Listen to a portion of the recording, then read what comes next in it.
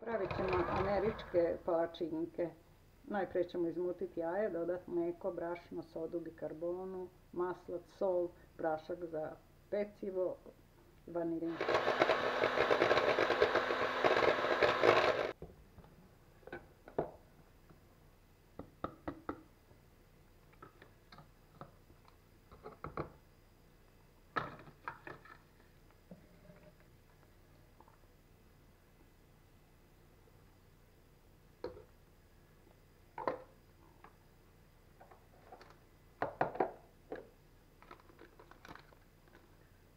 To je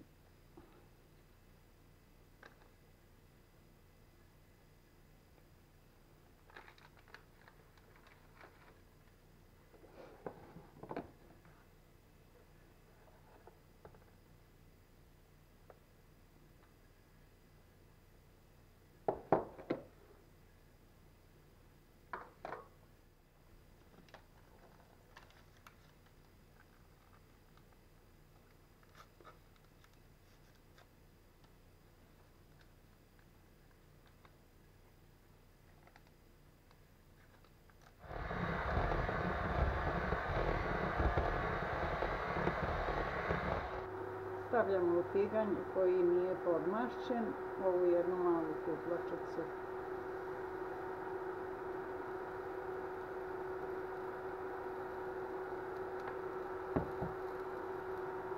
Kurići utihnu, onda preokrećemo.